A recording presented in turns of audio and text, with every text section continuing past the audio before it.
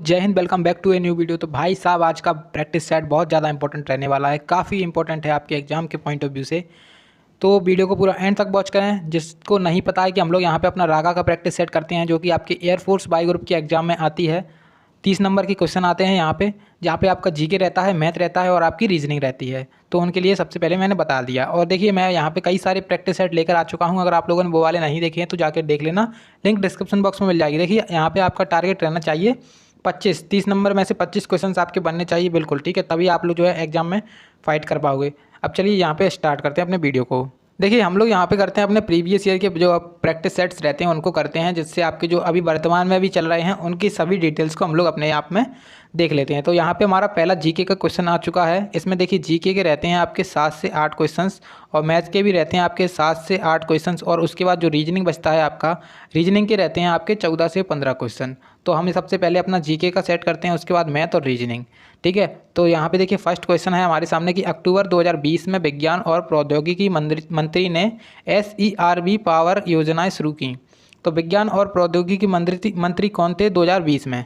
तो 2020 में जो विज्ञान और प्रौद्योगिकी मंत्री थे तो वो अपने थे डॉक्टर हर्षवर्धन, ठीक है। तो डॉक्टर हर्षवर्धन 2020 में थे, लेकिन अभी वर्तमान में कौन है? इस क्वेश्चन से आपको ये बिल्कुल सीख लेनी है कि वर्तमान के तो आपको याद ही करने हैं, क्योंकि वर्तमान के ही पूछे जाएंगे आपके एग्जाम में। जो प्रीवियस हैं वो तो थोड़ी नहीं पूछे जाने वाले हैं। तो वर्तमान में अभी जो अपने विज्ञान और प्रौद्योगिकी मंत्री हैं, तो वर्तमान में जो है ना कौन है? तो डॉक्टर जितेंद्र सिंह, ठीक है, जितेंद्र सिंह।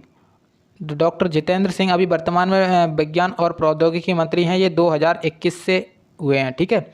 उसके बाद देखिए, यहाँ पे ऑप्शन हमें दिए गए हैं कि पीयूष गोयल, नितिन गडकरी और नरेंद्र मोदी। नरेंद्र मोदी आप सभी को पता है अपने वर्तमान में प्रधानमंत्री हैं। उसके बाद पीयूष गोयल की बात करें तो पीयूष गोयल हैं हमारे अभी वर्तमान में कौन से मंत्री? उद्योग मंत्री, उद्योग एवं वाणिज्य मंत्री हैं पीयूष गोयल, ठीक है, उद्योग मंत्री।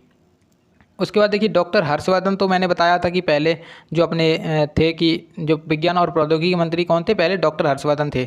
लेकिन अभी वर्तमान में डॉक्टर हर्षवर्धन कौन है? तो ये मुझे आप लोग बताएं कमेंट बॉक्स में, ठीक है। और नितिन गडकरी कौन थे? तो नितिन गडकरी भी आप लोग बताएं कमेंट बॉक्स में कि नितिन गडकरी अभी वर्तमान में कौन है। देखिए, मैं अभी आपको यहाँ पर बता तो दूंगा, लेकिन उससे आपका कोई बेनिफिट होने वाला है? मैं यहाँ पर बता दूंगा और आपको अगर याद भी नहीं रहा तो ठीक है, लेकिन क्या होगा अगर आप लोग उस चीज़ को फाइंड करोगे, उस चीज़ को अच्छे से ढूंढोगे और आप लोग याद करोगे और उसको लिखोगे, तो काफ़ी ज़्यादा आपके जो इम्पोर्टेंट याद होने की संभावनाएं होंगी। क्योंकि देखिए, आप लोग कोई चीज़ एक बार लिख देते हो उसको याद करके, तो उसको आप कम ही भूलते हो, ठीक है।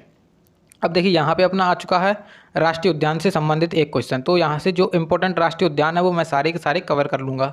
तो देखिए, वाल्मीकि राष्ट्रीय उद्यान किस राज्य में स्थित है? अगर आप लोगों को पता है तो अच्छी बात है, नहीं पता है तो मैं यहाँ पे बताने वाला हूँ। तो देखिए, वाल्मीकि जो राष्ट्रीय उद्यान है वो अपना बिहार में स्थित है। बिहार में एक ये वाल्मीकि राष्ट्रीय उद्यान है, तो इसको याद रखें, काफ़ी ज़्यादा इंपॉर्टेंट है। देखिए, यहाँ पर ऑप्शन दिया है उत्तर प्रदेश और मणिपुर, तो इसमें भी राष्ट्रीय उद्यान है, तो इनके भी राष्ट्रीय उद्यान हमें याद करने हैं। तो जो उत्तर प्रदेश में राष्ट्रीय उद्यान है उसका नाम क्या है? तो उत्तर प्रदेश में है Dudhwa national park, Dudhwa national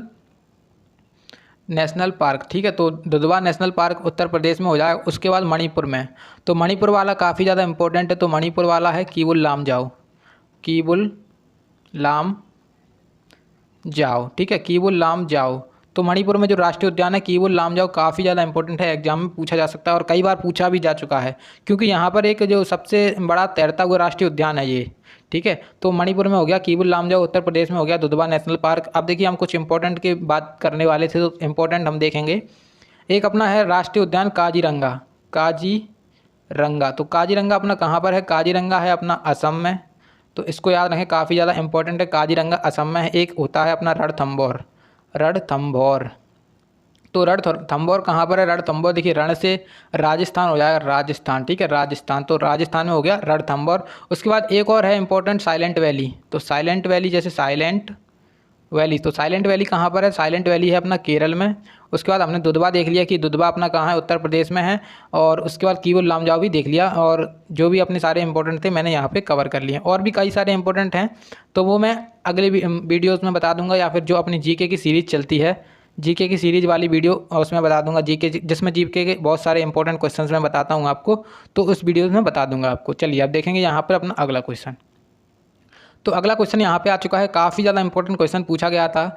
तो सचिन तेंदुलकर ने अपना 100वां शतक किस देश के खिलाफ लगाया था?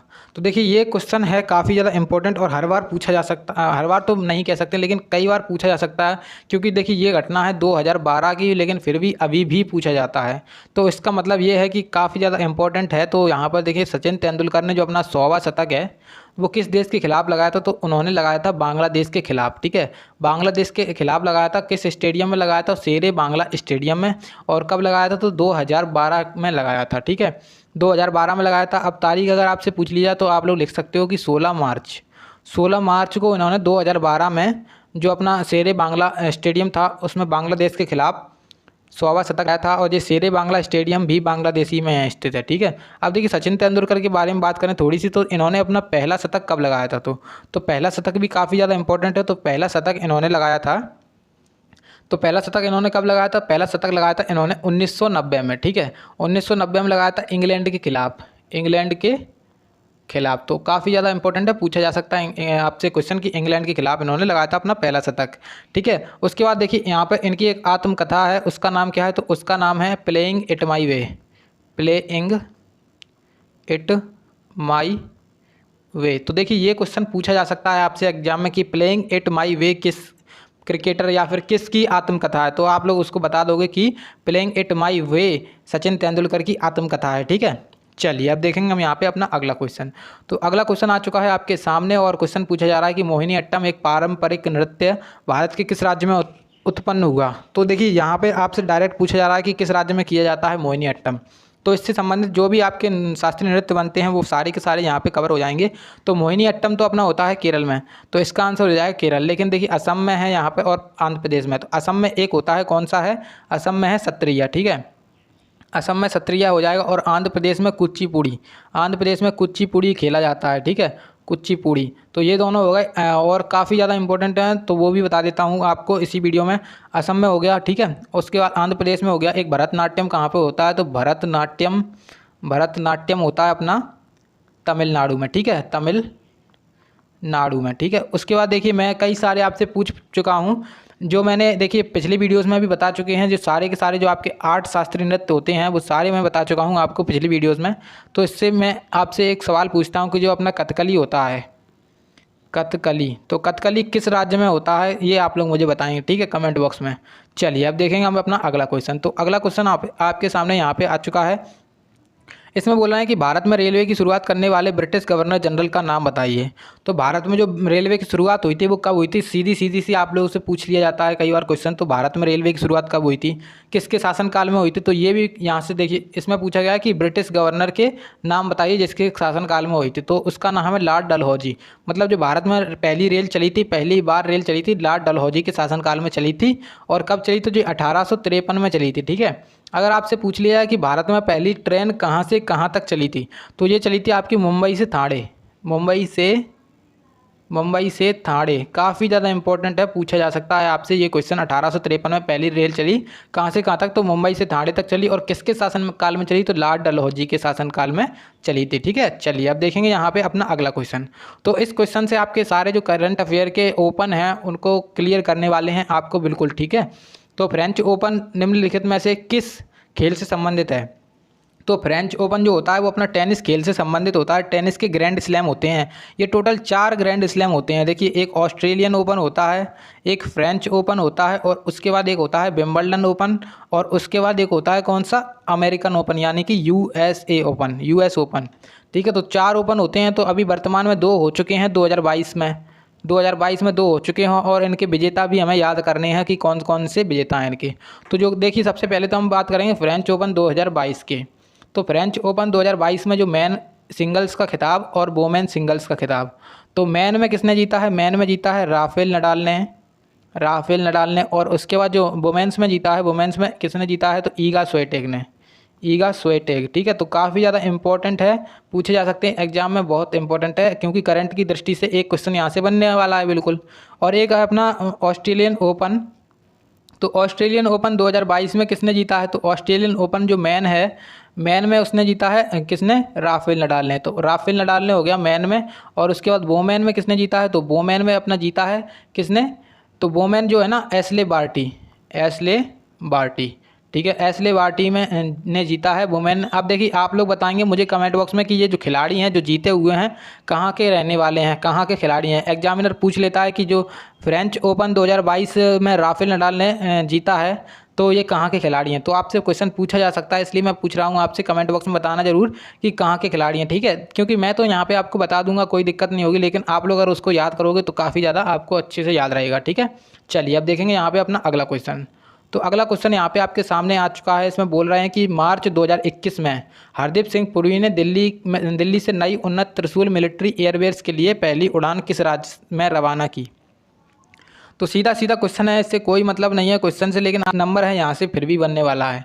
तो सबसे पहले तो हरदीप सिंह पुरी के बारे में बात करें तो हरदीप सिंह पुरी थे पहले अपने उड्डयन मंत्री 2021 में, लेकिन वर्तमान में अभी कौन है। तो वर्तमान में जो है ना नागरिक एवं उड्डयन मंत्री, तो वर्तमान में हैं अपने ज्योतिरादित्य सिंधिया हैं, ज्योतिरादित्य सिंधिया, ठीक है। ज्योतिरादित्य सिंधिया वर्तमान में अपने उड्डयन मंत्री हैं। काफ़ी ज़्यादा इंपॉर्टेंट, याद कर लीजिएगा इसको, ठीक है। तो 2021 में इस क्वेश्चन का आंसर क्या होगा। 2021 में हरदीप सिंह पुरी ने दिल्ली से एक नई उन्नत त्रिशूल मिलिट्री एयरबेस के लिए पहली उड़ान किस राज्य में रवाना की थी। तो ये उत्तर प्रदेश में रवाना की थी, ठीक है। अब देखिए अभी वर्तमान में जो अपनी सेनाओं के प्रमुख हैं वो काफ़ी ज़्यादा इंपॉर्टेंट, एक क्वेश्चन वहाँ से भी बन सकता है। तो वर्तमान में अभी आर्मी के चीफ कौन हैं और नेवी के चीफ कौन हैं और जो अपने एयरफोर्स है उसके चीफ कौन है। तो सारे के सारे कमेंट बॉक्स में बताएंगे आप लोग, क्योंकि मैं आपको कई बार बता चुका हूँ, ठीक है। कई बार बता चुका हूँ मैं आपको सारे के सारे कि अभी वर्तमान में जो इनके चीफ कौन है। तो आप लोग कमेंट बॉक्स में ज़रूर बताना, ठीक है। अब देखिए यहाँ पे हो चुके हैं हमारे जीके के सारे क्वेश्चन पूरे। अब हम देखेंगे अपने मैथ और रीजनिंग के सेक्शन को, ठीक है। तो देखिए यहाँ पे आ चुका है अब हमारा मैथ का सेक्शन। इसमें हमारे पास टोटल 7 से 8 क्वेश्चन रहने वाले हैं, जो कि आप लोग उनको कैसे सॉल्व करूँ मैं आपको बताएं कि देखिए वीडियो को पहले पॉज करना है आपको और उनको सॉल्व करते जाना है, ठीक है। फिर उसके बाद वीडियो को चालू करके उसके आंसर को देख लेना है। तो देखिए यहाँ पर देखिए सबसे पहले बोल रहे हैं कि निम्नलिखित का मान समीकरण का मान ज्ञात कीजिए। तो यहाँ पर आपको कुछ नहीं करना है, बस बोर्ड मास लगाना है। तो बोर्ड मास लगाते लगाते इसको सॉल्व करते हैं। तो देखिए जब हम इसमें बोर्ड मास लगाते हैं सबसे पहले डिवाइड को सॉल्व करते हैं। तो 36 डिवाइड बाई 6, तो यहाँ पे हो जाएगा 6, ठीक है। उसके बाद यहाँ पे -10 + 20 × 2 है, कितना हो जाएगा 40, और उसमें से 30 जाएगा। अब देखिए यहाँ पे जो माइनस का 10 है और यहाँ पे माइनस का 13 है, तो माइनस का 10 और माइनस के 30 कितने हो जाएंगे, माइनस के 40, और प्लस का 40 है ही हमारे पास, और प्लस का 6 है ही, ठीक है। तो ये कितना, जो 40 और 40 चला गया तो कितना बचा 6। तो 6 हमारा जो ऑप्शन नंबर सी है वो वाला राइट आंसर हो जाएगा इसका। काफ़ी ज़्यादा आसान क्वेश्चन है, पूछ लिया जाता है। चलिए अब देखेंगे यहाँ पे अपना अगला क्वेश्चन। तो अगले क्वेश्चन में थोड़ा सा मैं जूम करके दिखाता हूँ आपको, जूम आउट करके, तो अच्छा रहेगा आपके लिए। तो यहाँ पे देखिए थोड़ा सा मैं इसको दिखाने की कोशिश करता हूँ।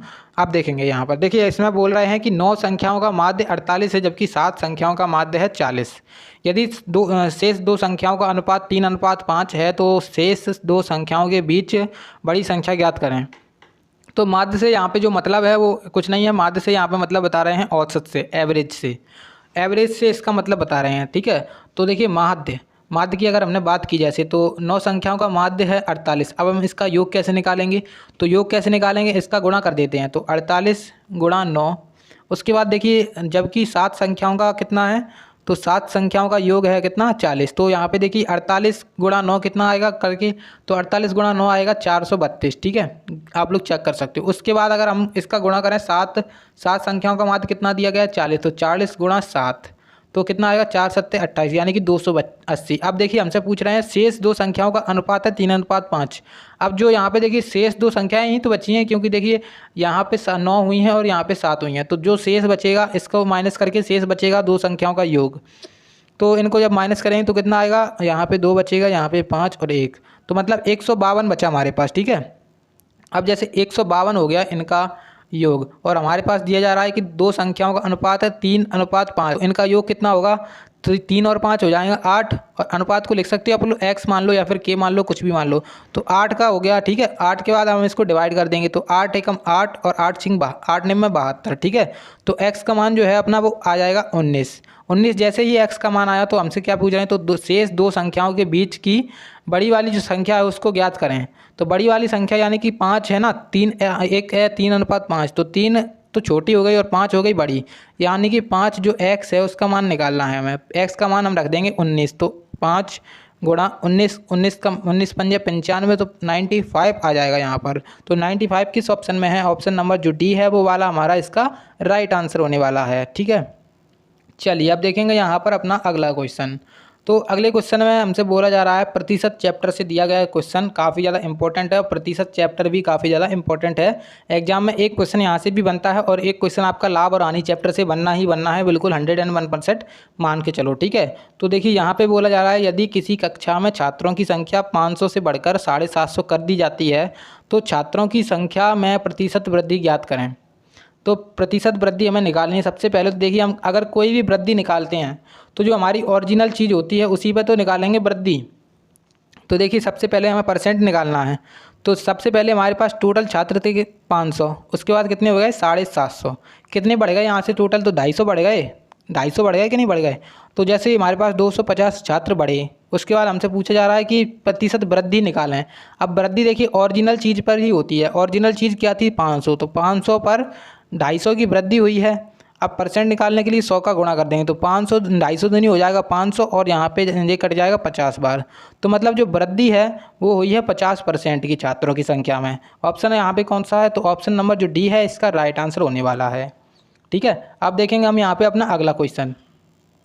तो अगले क्वेश्चन में देखिए हमसे एलसीएम और एचसीएफ चैप्टर से एक क्वेश्चन पूछा गया है। तो एलसीएम और एचसीएफ चैप्टर से भी आपका एक क्वेश्चन बनता है, 101% आपको वहाँ पे मिलेगा, तो आप लोग देख लेना। ठीक है, तो यहाँ पे देखिए सबसे पहले तो यहाँ पे हमें 5/8, 3/4 और 1/2 का एलसीएम ज्ञात करना है। तो इसको भी आप लोग पॉज करके सॉल्व कर सकते हो और हम इसको अब सॉल्व करते हैं। तो 5/8, उसके बाद क्या दिया गया है 3/4 और उसके बाद 1/2। तो जैसे देखिए अगर एलसीएम पूछा जाए तो हमें क्या करना है? एक तो होती है अंश और एक होता है हर। अंश होता है ऊपर वाला और हर होता है नीचे वाला।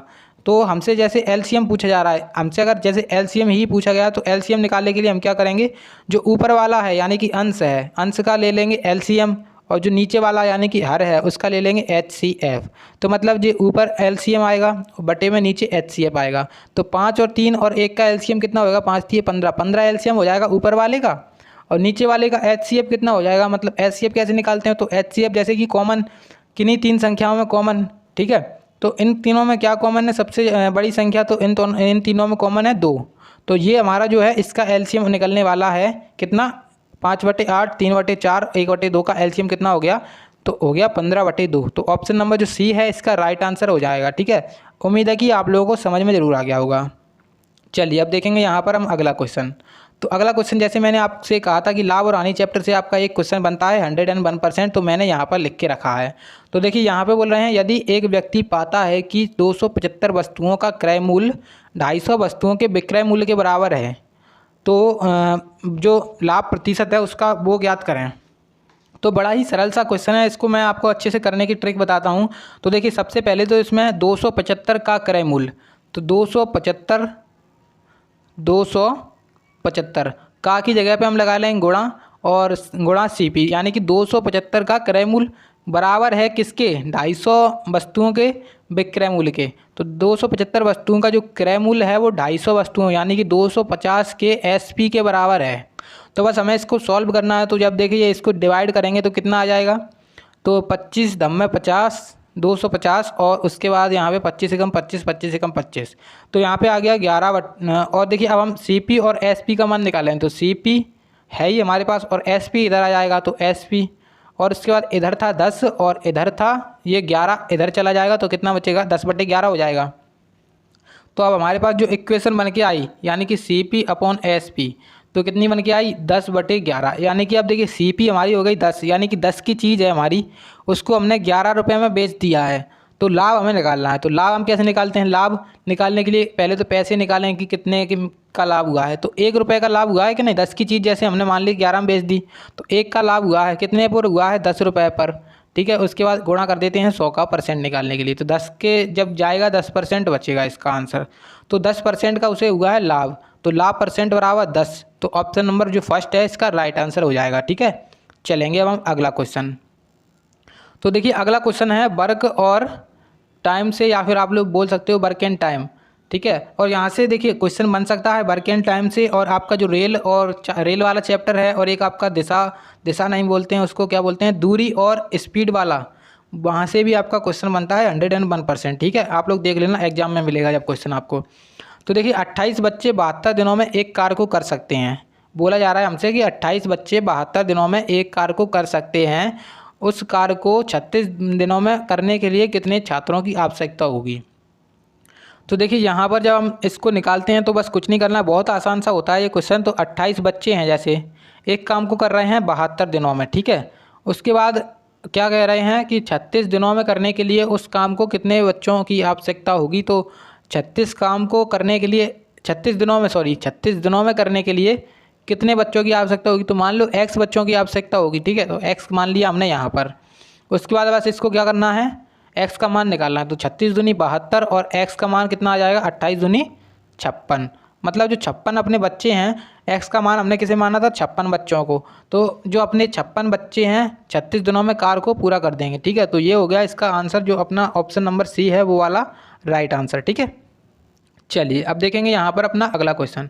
तो देखिए मेंसुरेशन चैप्टर, मेंसुरेशन से भी ये क्वेश्चन आपका आ जाता है, बिल्कुल आप लोग निश्चित से मान के चलें। तो यहाँ से क्वेश्चन पूछा गया है 2D से, और आपका कई बार क्या होता है 3D से भी क्वेश्चन आ जाता है। तो यहाँ पे हमसे देखिए बोल रहे हैं कि एक वर्ग का क्षेत्रफल है 2500 मीटर स्क्वायर, तो वर्ग का परिमाप ज्ञात कीजिए। तो सबसे पहले तो हमें दोनों चीज़ें पता होनी चाहिए। तो वर्ग का क्षेत्रफल होता है भुजा का स्क्वायर, और उसके बाद वर्ग का परिमाप क्या होता है 4a, यानी कि भुजा को 4 गुना करना। अब सबसे पहले मैं आपको वर्ग बना के दिखा देता हूँ। जैसे आपका ये है, मान के चलो एक वर्ग, वर्ग में क्या होता है, ये सारी की सारी भुजाएं बराबर होती हैं, ये सारी की सारी भुजाएं बराबर होती हैं, ठीक है। इसका क्षेत्रफल होता है भुजा का स्क्वायर, इसका जो परिमाप होता है, जैसे परिमाप क्या होता है, परिमाप होता है जो उसकी सारी की सारी भुजाएं हैं उनका योग। जैसे मान ये a यहाँ तक है, उसके बाद ये भी a होगी, और ये भी a होगी, और ये भी a होगी। तो इन सभी को ऐड करेंगे तो कितना आएगा, 1a 2a 3a 4a, तो मतलब 4a आ गया। तो यही हो गया इसका परिमाप, ठीक है। चलिए अब देखेंगे हम इसमें कि हमसे बोल के आ रहे हैं एक वर्ग का क्षेत्रफल है 2500 मीटर स्क्वायर। तो क्षेत्रफल का फॉर्मूला होता है भुजा का स्क्वायर, और हमें दिया गया है 2500। अब देखिए स्क्वायर हटाएंगे तो यहाँ पे अंडर रूट चढ़ जाएगा, ठीक है। तो स्क्वायर हटा दिया हमने और अंडर रूट इधर आ गया। तो a का मान कितना आ जाएगा, 2500 का रूट खोलेंगे तो आ जाएगा 50, ठीक है। 50 आ गया, a आ गया अब हमारा 50। अब हमसे पूछा जा रहा है कितना, वर्ग का परिमाप। तो वर्ग का परिमाप होता है 4a, 4a परिमाप होता है 4 इंटू a का मान कितना है 50 है। तो 50 चौके 200। तो यहाँ पे 200 जो है वो ऑप्शन नंबर सेकंड में है, वो इसका राइट आंसर हो जाएगा, यानी कि 200 मीटर वर्ग का परिमाप हो जाएगा, ठीक है। उम्मीद है कि आप लोगों को समझ में ज़रूर आ गया होगा। देखिए अगर आप लोगों को वीडियो अच्छी लग रही है तो प्लीज़ वीडियो को लाइक ज़रूर करना, और चैनल को सब्सक्राइब कर देना। काफ़ी ज़्यादा मेहनत लगती है वीडियोज़ को बनाने में, ठीक है। अब देखिए हमसे बोल रहे हैं, ये ट्रिग्नोमेट्री से आ चुका है क्वेश्चन आपके सामने, और यहाँ पे बोला जा रहा है हमसे कि मान ज्ञात करें sine square 60 degree plus cos square 30 degree और tan square 45 degree plus cot square 45 degree. तो इसमें आपको मान याद होने चाहिए इसके, बस और कुछ नहीं करना है। तो सबसे पहले देखिए साइन 60 का मान कितना होता है, साइन 60 का मान होता है √3/2, और इस पर स्क्वायर लगाया तो स्क्वायर लगा देंगे। उसके बाद प्लस कॉस 60 का, कॉस 30 का मान कितना होता है, तो कॉस 30 का भी मान होता है √3/2, तो इस पर भी स्क्वायर लगा देंगे। प्लस टेन 45 का मान कितना होता है, तो टेन 45 का मान होता है 1। उसके बाद कॉट 45, तो कॉट 45 का मान भी 1 ही होता है, ठीक है। तो इनका भी जो स्क्वायर है लगा सकते हो, क्योंकि एक का स्क्वायर तो कुछ भी कर लो एक ही रहेगा। तो अब देखिए इसमें जब हमने सॉल्व किया तो यहाँ पे जो √3 का स्क्वायर करेंगे तो 3 आ जाएगा खाली। उसके बाद 2 का स्क्वायर करेंगे तो आ जाएगा कितना 4, प्लस यहाँ पर भी वही कंडीशन बनेगी, तो 3/4 प्लस यहाँ पर 1 हो जाएगा और यहाँ पर 1 हो जाएगा। तो जब इसको सॉल्व करेंगे तो यहाँ पर मान लो 1 है और यहाँ पर मान लो 1, तो एलसीएम कितना आएगा पूरी इक्वेशन का, तो एलसीएम आएगा 4 इक्वेशन का पूरी का, ठीक है। उसके बाद यहाँ पर 3 था, प्लस यहाँ पर भी 3 होगा, लेकिन यहाँ पर जो 1 था अपना, और 1 में जब 1 से डिवाइड करेंगे तो 4 में, तो 4 आएगा, तो यहाँ पे +4 और +4, ठीक है। तो ये इक्वेशन बनेगी। अब इसको ऐड कर देंगे और मान निकाल लेंगे अपना। तो 3 और 3 6 और 4 10 और 4 14/4, तो 14/4। अब जाए इसको डिवाइड करेंगे हम, ठीक है। तो डिवाइड हम जैसे ही करेंगे तो कितना आएगा, तो 4 3 12.2 बचेगा, तो 2 में लगा देंगे 0 और 4 5 20, यानी कि 3.5 आ गया। 3.5 अब हमें किस ऑप्शन में दिख रहा है, तो ऑप्शन नंबर जो डी है वो इसका राइट आंसर हो जाएगा, ठीक है। चलिए अब देखेंगे हम अपना यहाँ पर अगला क्वेश्चन। तो यहाँ पे आपका जो अगला क्वेश्चन है वो अब रीजनिंग आ चुकी है, आपकी स्टार्ट हो चुकी है रीजनिंग। अब देखिए यहाँ पर हमसे बोला जा रहा है कि इसमें जो क्वेश्चन पूछा जा रहा है पहले वो बताना है कि निम्नलिखित में से कौन सी संख्या उन पुरुषों का प्रतिनिधित्व करती है जो ना तो बहादुर हैं और ना ही वफादार हैं। तो सबसे पहले तो हमें जो ऊपर दिए गए हैं निर्देश उनको पढ़ना पड़ेगा। तो हमें ऊपर क्या दिया गया है कि एक निश्चित निम्नलिखित आकृति में षट्भुज जो है अपना इस प्रकार से, जो अपनी ये वाली आकृति है वो किस व्यक्ति को बिंब कर रही है, वफादार को। तो षट्भुज हो गया वफादार को। उसके बाद व्रत क्या कर रहा है, तो व्रत है ना, व्रत कर रहा है पुरुष के लिए, जो अपना सर्किल है वो है पुरुष के लिए, ठीक है। उसके बाद आयत, इस आयत जो अपना रेक्टेंगल है वो किसके लिए है, महिलाओं के लिए, लेडीज़ के लिए। उसके बाद जो त्रिभुज है, त्रिभुज किसके लिए है, वफादार के लिए, ठीक है। इस प्रकार से हमें सारी जो जानकारी है वो दी गई है। इसके आधार पर हमें अपना आंसर निकालना है। अब हमसे क्या बोल रहे हैं, उन पुरुषों की संख्या बताइए। पुरुष क्या है अपने, जो अपने सर्किल में आते हैं। उन पुरुषों की संख्या बताइए जो ना तो वफादार हैं और ना ही क्या हैं, बहादुर हैं। तो पुरुष की संख्या बतानी है और जो ना तो वफादार हैं और ना ही बहादुर। तो देखिए त्रिभुज के अंदर आते हैं बहादुर, जितने भी बहादुर होंगे वो सारे के सारे त्रिभुज के अंदर आएंगे। तो और उसके बाद क्या कह रहे हैं, जो वफादार हैं, तो वफादार किसके अंदर आएंगे, जो षट्भुज है अपना उसके अंदर। तो हमसे पूछा जा रहा है जो ना तो वफादार हैं और ना ही अपने किस में हैं, बहादुर हैं। तो देखिए बहादुर और वफादार को हटा करके, जैसे हमने हटाया त्रिभुज और षट्भुज, त्रिभुज और षट्भुज हटाया तो खाली एक बचता है। ये एक जो है ना, पुरुष की संख्या में एक ही बचेगा खाली, तो एक ही हमारा राइट आंसर हो जाएगा। मतलब ऐसे इतने पुरुष हैं जो ना तो वफादार हैं और ना ही क्या हैं, बहादुर हैं। तो ऑप्शन नंबर जो सेकंड वाला है वो इसका राइट आंसर हो जाएगा, ठीक है। चलिए अब देखेंगे यहाँ पर अपना अगला क्वेश्चन। तो ये आ चुका है आपका नॉन वर्बल से। यहाँ पे 4 ऑप्शंस आपको दिए गए हैं, इसमें से आपको बताना है कि कौन सा हमारा राइट आंसर होने वाला है। तो यहाँ पे मैं सारे ऑप्शन पहले आपको दिखा देता हूँ जिससे आप लोग इसको बना सको अच्छे से। अब चलिए अब देखेंगे यहाँ पर अपना इसको सॉल्व करके कि अच्छे से कि क्या इसमें लॉजिक लगा रहे हैं। तो सबसे पहले देखिए यहाँ पर था एक स्माइली, वो यहाँ पर पहुँच गया है। उसके बाद ये डार्क शेडेड पोर्शन था तो वो यहाँ पर आ गया है, मतलब इसने अपनी जगह यहाँ पर ले ली है। और ये वाला था, इसने अपनी जगह यहाँ पर ले ली है और ये इसने अपनी जगह छोड़ी नहीं है, ठीक है। और उसके बाद जो ये वाला इधर पोर्शन था, मतलब ये वाला इधर आ गया है और ये वाला इधर पहुँच गया है और ये वाला इधर पहुँच गया है। मतलब इन्होंने तीनों ने मिलकर ट्राइंगल का निर्माण कर लिया है। तो इसमें भी हम ऐसा ही करेंगे। तो मतलब अपना बी इधर जाएगा, सी अपना नीचे आएगा और ए अपना इधर जाएगा। तो मतलब जैसे सी आएगा अपना नीचे और उसके बाद डी अपनी पोजीशन चेंज नहीं करेगा और उसके बाद ए अपना इधर जाएगा और बी अपना इधर जाएगा। तो इस प्रकार से आकृति बनेगी। अब देखेंगे हमारा ऑप्शन कौन सा सही है। तो बी ए सी डी, अब देखेंगे बी ए सी डी किस में है। तो देखिए ऑप्शन नंबर देखिए पहला सी ए डी बी, ये गलत है। हमें क्या निकालना है, बी ए सी और डी। अब देखिए second option C D A C, इसमें भी ये भी गलत है। फिर उसके बाद बी डी ए सी, ये भी गलत है। चौथा जैसे ही ऑप्शन हमने देखा तो बी, फिर उसके बाद ए, फिर उसके बाद सी और उसके बाद डी। तो ये वाला जो हमारा राइट आंसर होने वाला है, तो ये वाला बिल्कुल सही है, राइट आंसर है इसका, ठीक है। चलिए अब देखिए यहाँ पे आ चुका है अपना अगला क्वेश्चन। तो इसमें बोल रहे हैं कि पोमोलॉजी का जिस प्रकार से संबंध फल से है उस प्रकार ओलरी कल्चर का संबंध किससे है। तो देखिए ये क्वेश्चन तो आपका जो जीएस होती है वहाँ से पूछा गया है, लेकिन रीजनिंग में पूछ लिया गया है। कई बार पूछा जा सकता है आपसे एनालॉजी में। तो एनालॉजी में आपसे ऐसे ही चीज़ें पूछी जाती हैं। पोमोलॉजी, जैसे आप लोग फलों का अध्ययन करते हो उससे कहते हैं पोमोलॉजी। उस प्रकार से जब आप ओलेरी कल्चर किसको कहते हो, तो ओलेरी कल्चर में होती है सब्जी, सब्जी में होता है ओलेरी कल्चर। तो इसका आंसर हो जाएगा सब्जी, ठीक है। चलिए अब देखिए आपसे एक क्वेश्चन पूछता हूँ मैं कि एक होता है अपना कौन सा कल्चर, ओलेरी कल्चर तो हो गया, एपी कल्चर, एक होता है एपी कल्चर और एक होता है वीटी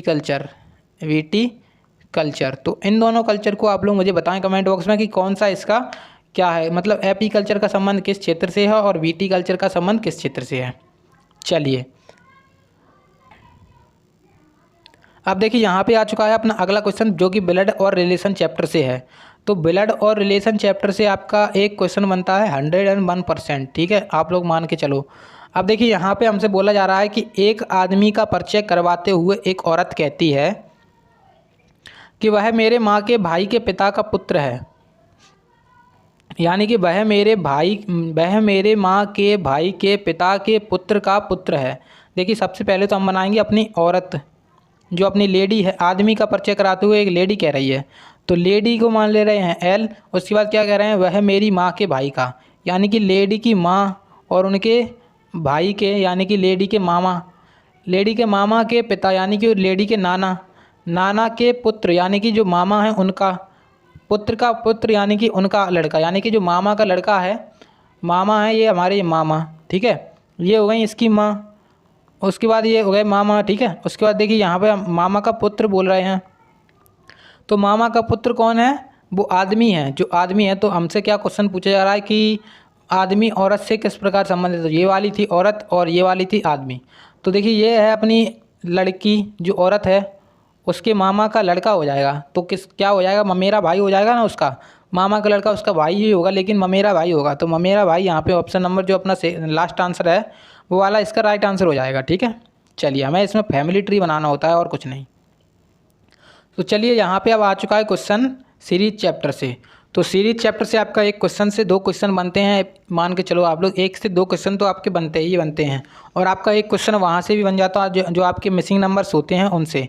जैसे आपको एक आकृति दे दी जाती है, उसमें क्वेश्चन मार्क लगा दिया जाता है कि इस जगह पे क्या आएगा, तो उस तरह से आपके जो बन सकते हैं, ठीक है। तो हमें इसमें बतानी है गलत संख्या। अब हम गलत संख्या तो इसको देखते ही बता देंगे कि गलत संख्या इसमें कौन सी है, तो इसका आंसर हो जाएगा 342। इसको हमने देखते ही बता दिया कि ये गलत संख्या ये है। देखिए अब क्या लॉजिक लग रहा है वो देखेंगे हम। तो सबसे पहले हमने देखा 27 को, तो 27 होता है अपना 3 का क्यूब। उसके बाद देखिए 25 देखा तो 5 का क्यूब। उसके बाद जो अपना 729 है वो अपना 9 का क्यूब है, और जो अपना 1331 है वो है अपना 11 का क्यूब। अब देखिए यहाँ पे आपको विषम संख्याएं दिख रही हैं 3, 5, 7। अब यहाँ पे आना चाहिए 7, और 7 का क्यूब कितना होता है 343 होता है, लेकिन इन्होंने लिखा कितना है 342 लिखा है, तो इस वजह से हमारा हो गया ये वाला आंसर, मतलब ये गलत है, ठीक है। चलिए अब देखेंगे हम अपना अगला क्वेश्चन। तो देखिए यहाँ पर आ चुका है आपका घड़ी और चैप्टर से। घड़ी जो आपकी चैप्टर है क्लॉक, यहाँ से भी आपका एक क्वेश्चन बनता है 101% मान के चलो, क्योंकि देखिए यहाँ पे एक तो आपसे पूछ लिया जाता है जो आपका एंगल होता है वहाँ से, कि आपका जो एंगल है इस तरह से पूछा जाएगा, या फिर आपसे पूछा जाएगा मिरर इमेज या फिर जो वाटर इमेज। तो इसमें पूछी जा रही है हमसे मिरर इमेज। तो देखिए उसमें बोल रहे हैं कि उस समय का चयन कीजिए कि जो एक घड़ी में 6:30 बजे का सही दर्पण छवि दर्शाएगा। तो जैसे घड़ी दी गई है हमें, उसमें दिखाया गया है 6:30, लेकिन ये 6:30 है ना, बताना है कि 6:30 बजे को हमें मिरर में कैसे बताएंगे हम। तो मिरर में निकालने के लिए हम क्या करते हैं, जब भी मिरर में निकालेंगे तो हम उसको घटा देंगे कितने में से, 11:60 में से। 11:60 में से घटाएंगे हमें जो भी टाइम दिया जाए, तो 11:60 में से हमने यहाँ पर 11:60 में से हमने कितना घटाया 36, तो 36 हमने घटाया, तो यहाँ पे बचेगा 30 और यहाँ पे बचेगा 5, तो मतलब 5:30 हमारा होने वाला है इसका राइट आंसर। तो 5:30 हमें किस ऑप्शन में दिख रहा है, तो ऑप्शन नंबर जो अपना सेकंड है वो वाला इसका राइट आंसर हो जाएगा, ठीक है। चलिए अब देखेंगे हम अपना अगला क्वेश्चन। तो जैसे मैंने आपको बताया था कि आपको कोई आकृति दी जाएगी और उसके स्थान पर क्वेश्चन मार्क पूछा जाएगा, तो उसी प्रकार का आपका से क्वेश्चन पूछ लिया गया है। तो आप लोगों को सबसे पहले मैं ऑप्शन दिखा देता हूँ, जिससे आप लोग इसको सॉल्व करने की कोशिश करो। तो अब हम देखेंगे यहाँ पे इसको सॉल्व करके, ठीक है। तो सबसे पहले इसका लॉजिक देखेंगे और उसको सॉल्व करेंगे। तो देखिए यहाँ पर जो अपना है इसका, सबसे पहले तो इसमें क्या किया गया है उसको देखेंगे। तो देखिए सबसे पहले तो इसमें किया गया है कि यहाँ पे जैसे अपना 4 है, 4 और 8 का यहाँ पे किया है मल्टीप्लाई, 4 अट्ठे होता है 32 होता है 4 अट्ठे, ठीक है। उसके बाद यहाँ पे 6 है, यहाँ पे 4 है और यहाँ पे 16 है, तो 16 चौके हो गया 64, मतलब 16 और 4 का मल्टीप्लाई किया, और यहाँ पे 8 और 4 का मल्टीप्लाई किया, तो यहाँ पर कितने और कितने का मल्टीप्लाई करेंगे, तो 18 और 6 का मल्टीप्लाई करेंगे। तो 18 और 6 का मल्टीप्लाई करें तो 18 छिक्के कितना होता है, तो 18 छिक्के यहाँ पे जो ऑप्शन नंबर सेकंड है 108, तो 18 × 6, 6 अट्ठे 48 और 6 कम 6 4 10, यानी कि 108 जो है वो हमारा इसका राइट आंसर हो जाएगा, ऑप्शन नंबर जो सेकंड है। चलिए अब आ चुका है आपका कोडिंग और डिकोडिंग से एक क्वेश्चन। तो कोडिंग और डिकोडिंग चैप्टर भी आपका रीजनिंग में कई क्वेश्चन बना सकता है, क्योंकि देखिए आपके रीजनिंग में सबसे ज़्यादा क्वेश्चन पूछे जाते हैं रागा सेक्शन में। आपका जो रीजनिंग का सेक्शन है वहाँ से ही आपके 14 से 15 क्वेश्चन आते हैं, तो जाहिर सी बात है कि सारे के सारे क्वेश्चन तो अलग अलग चैप्टर से पूछे ही जाने हैं, लेकिन इंपॉर्टेंट चैप्टर्स भी हैं इसमें कुछ, जैसे कि कोडिंग डिकोडिंग हो गया, क्लॉक हो गया, सीरीज हो गया और ब्लड रिलेशन हो गया, और जो अपने 4 से 5 क्वेश्चन अपने बनते हैं नॉन वर्बल से। तो अब हम इसको देखेंगे सॉल्व करके कि इसमें क्या लॉजिक लगा रहे हैं। तो देखिए इसमें सबसे पहले तो इनने लिखा है प्रेजेंट, PRESENT, तो इन्होंने प्रेजेंट को क्या लिखा है, TVIWIR और X, तो इन्होंने लिखा है इसको प्रेजेंट को इस प्रकार से। अब देखिए इस प्रकार के क्वेश्चन को सॉल्व करने के लिए आपको सबसे पहले तो इनके अच्छे से इनकी नंबरिंग याद होनी चाहिए कि अंग्रेजी वर्णमाला में किस नंबर पे आते हैं ये सारे के सारे। तो जैसे हम अंग्रेजी वर्णमाला में इनके नंबर जैसे ही हम याद कर लेंगे तो हमारे जो आंसर हैं वो बिल्कुल आ जाएंगे आसानी से। तो इसको जब हम आंसर निकाला हमने तो क्या आएगा उसको देखेंगे। तो देखिए सबसे पहले हमने देखा पी आता है अपना 16 पे, उसके बाद टी आता है अपना 20 पे, तो मतलब यहाँ से +4 किया है फर्स्ट स्टेप में। उसके बाद देखिए आर आता है 18 पे और वी आता है अपना किस पे 22 पे, तो यहाँ पर भी +4 किया है, मतलब अपना +4 +4 +4 +4 सारे के सारे में +4 कर रहे हैं। ये लॉजिक लग रहा है सारे की सारे में +4 किया जा रहा है, आप लोग इसको चेक कर सकते हो, ठीक है। यहाँ पे मैं टाइम की बचत करते हुए आपको बता रहा हूँ कि सारे के सारे में +4 कर रहे हैं। इस लॉजिक को अब हम फॉलो करेंगे किस में, मार्केट्स में। तो MARKET और S इसमें लगाएंगे जैसे, तो M आता है अपना 13 पे, 13 में जैसे हमने 4 जोड़ा तो कितना आया 17, और 17 पे आता है Q। उसके बाद ए आता है 1 पे, 1 में 4 जो तो 5, और 5 पे आता है अपना E, ठीक है। उसके बाद R आता है 18 पे, और 18 में 4 जोड़ेंगे तो कितना आएगा, 18 में 4 जोड़ेंगे तो 22, और 22 पे आता है V। और उसके बाद देखिए अगर हमने K देखा तो K में आता है अपना 11, K 11 पे आता है, 11 में 4 जोड़ेंगे तो 15, और 15 पे आता है अपना O। बस हमने इतना चेक किया। अब हमें देखने हैं ऑप्शंस। तो ऑप्शंस देखिए हमने जैसे, तो इसमें देखिए QEVO देखिए QEV ये वाला चला गया एक तो, और एक ये वाला चला गया, क्योंकि QEVI है इसके बाद, और यहाँ पर W आ गया है, तो ये दोनों तो हमारे खारिज हो गए ऑप्शन। तो अब हमें देखने पड़ेंगे इन दोनों में। उसके बाद देखिए E आता है अपना 5 पे, 5 में 4 जोड़ेंगे तो 9, 9 पे आता है अपना I, तो दोनों में बराबर चल रहा है। उसके बाद देखिए टी आता है अपना कितने नंबर पर, टी आता है 20 पे, 20 में कितना जोड़ेंगे 4, तो 4 हो जाएगा, 20 और 4 24, और 24 पे आता है X। तो अब हमने देखा कि हमारा अब कौन सा आंसर बना, तो हमारा ये भी चला गया, क्योंकि इसमें दे दिया है इन्होंने 22, इसमें इन्होंने 22 दे दिया है, लेकिन हमें 22 सॉरी यहाँ पे इसमें इन्होंने कितना दे दिया है 22 दे दिया है 22, और जबकि हमें कितना चाहिए था X चाहिए था, मतलब हमारा ये वाला भी चला गया, ये वाला भी चला गया, और ये वाला भी चला गया। तो जो ऑप्शन नंबर जो फर्स्ट है वो हमारा बचा है राइट आंसर, ठीक है। चलिए अब देखेंगे अपना अगला क्वेश्चन। तो अगला क्वेश्चन है आपका सेटिंग और अरेंजमेंट से। आपको यहाँ पे सेटिंग अरेंजमेंट करना है। देखिए अगर आपसे सेटिंग अरेंजमेंट का क्वेश्चन पूछा जाए और कुछ इस प्रकार से आपसे क्वेश्चन में काफ़ी ज़्यादा बड़ी लैंग्वेज दी जाए, तो आपको क्या करना है, सबसे पहले तो इसको पढ़ना है हल्के से। अगर अच्छा है, मतलब आप लोग अगर इसकी प्रैक्टिस करके जाते हो घर से, तो आप लोगों को पता चल जाता है कि ये क्वेश्चन मैं जल्दी बना पाऊँगा या फिर देर से बना पाऊँगा। जैसे आपको लगे कि मैं इसको देर से बना पाऊँगा तो आप इसको तुरंत छोड़ दो। अगर आप लोग इसको इसी में लग जाते हो तो काफ़ी ज़्यादा टाइम भी वेस्ट हो जाता है, और कभी कभार क्या होता है इसका आंसर भी नहीं बनता है, जिस वजह से आपका टाइम वेस्ट हो जाता है और आप लोग जो है एग्ज़ाम से बाहर हो जाते हो। चलिए अब देखेंगे हम इसको सॉल्व करके। तो सारे पहले मैं आपको ऑप्शन दिखा देता हूँ, यहाँ पे ऑप्शंस हैं इसके, और क्वेश्चन भी दिखा देता हूँ कि रवीना के विपरीत कौन बैठा है, और यहाँ पे सारे ऑप्शंस आपके सामने हैं, और जो आपका जो यहाँ पे दिया गया है उसको भी मैं बता देता हूँ, ठीक है। अब देखिए हमसे जो पहले तो बोला जा रहा है कि 6 मित्र हैं, टोटल 6 मित्र हैं ना, तो टोटल 6 मित्र के लिए हम बनाएंगे यहाँ पर अपना एक केंद्र सर्किल। तो 1 2 3 4 5 6।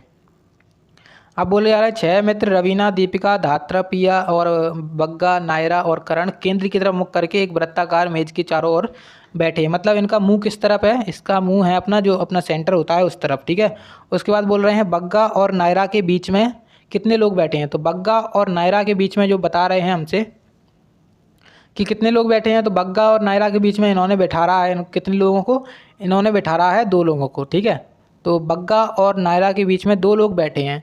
तो जैसे मान के चलो हम कहीं पर भी बग्गा और नायरा को मान लेते हैं, ठीक है। तो जैसे हमने मान लिया यहाँ पे अपना बग्गा है, तो बग्गा यहाँ पे मान लिया, तो उसके बाद 2 लोग 1 और 2, तो यहाँ पे अपनी नायरा हो जाएंगी, ठीक है। तो यहाँ पे अपना बग्गा हो गया और यहाँ पे नायरा हो गई। अब उसके बाद हमसे क्या कह रहे हैं, तो उसके बाद कह रहे हैं कि करण बग्गा के दाएं से दूसरे स्थान पर बैठता है।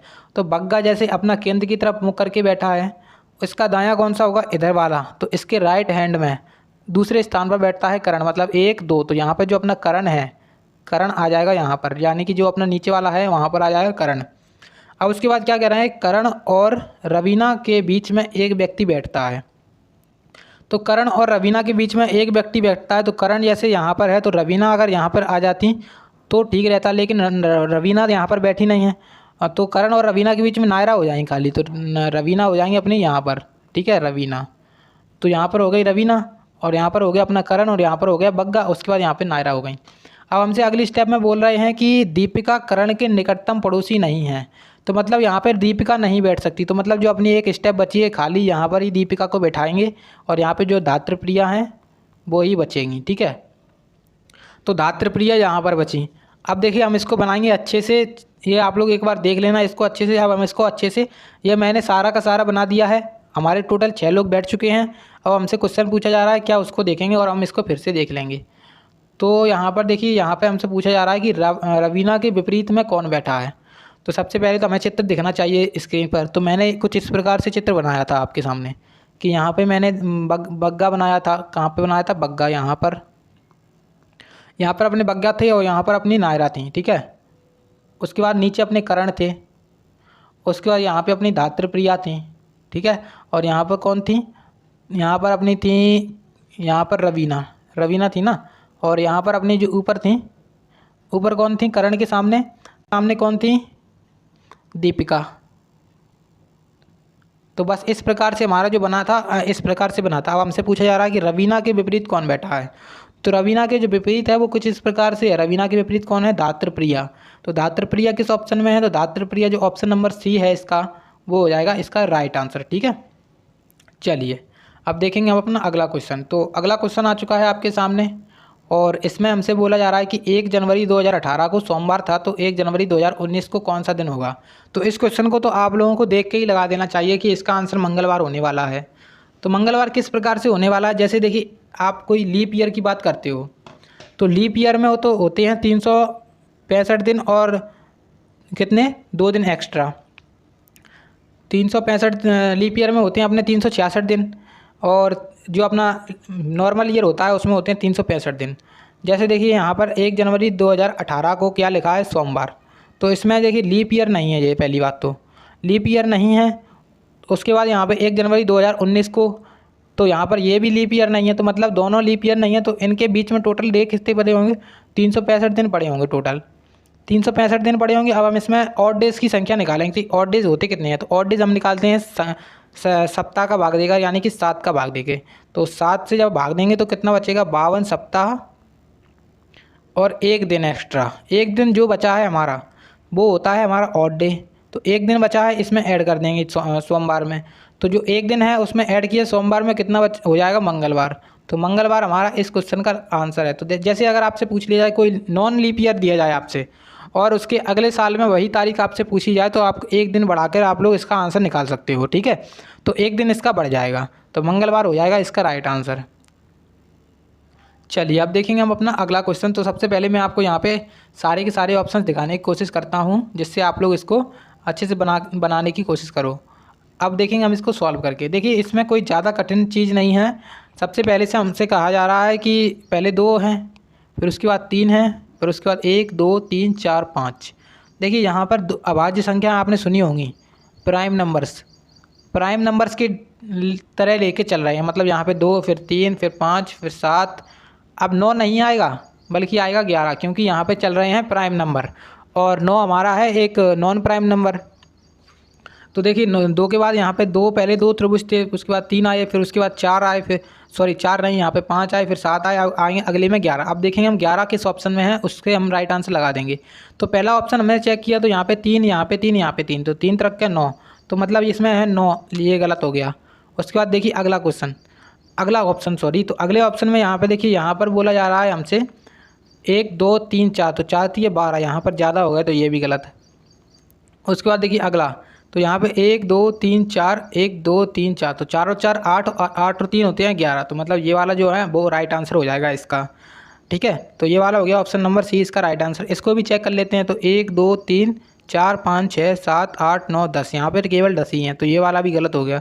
तो जो ऑप्शन नंबर सी है हमारा वो हो गया राइट आंसर, ठीक है। चलिए अब देखेंगे हम अपना लास्ट क्वेश्चन इस वीडियो का।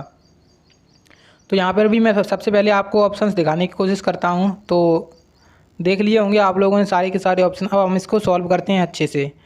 तो देखिए यहाँ पर सबसे पहले तो हमसे कहा जा रहा है D K J S, उसके बाद G H, तो फर्स्ट स्टेप में इन्होंने क्या किया है, इसमें हम खाली एक फर्स्ट स्टेप ही चेक करेंगे और सारी की सारी स्टेप्स जो हैं आप लोग खुद बनाना घर पे, ठीक है। एक मैं आपको बताऊंगा बस नॉर्मल सी।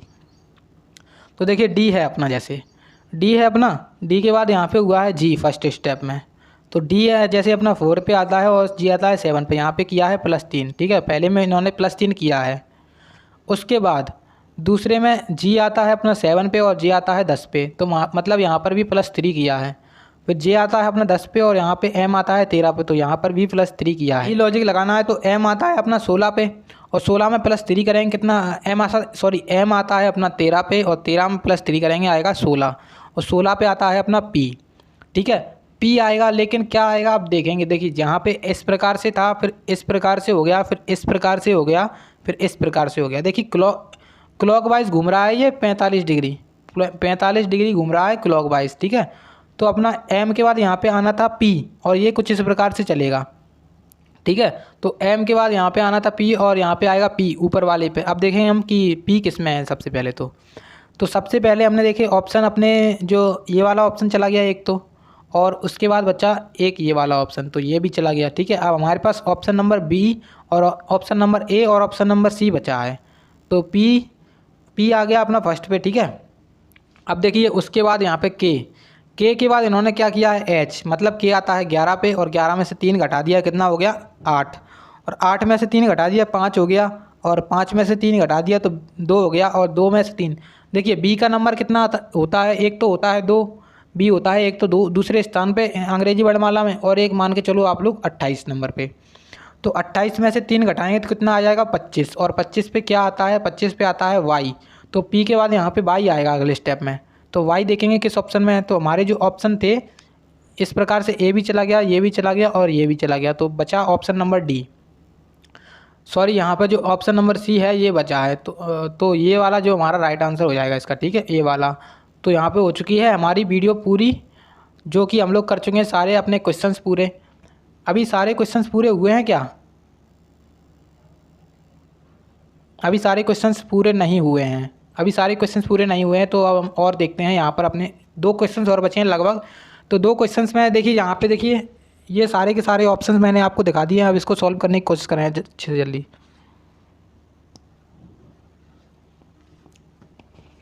चलिए अब देखिए इसको थोड़ा जूम करके अच्छे से दिखाने की कोशिश करते हैं।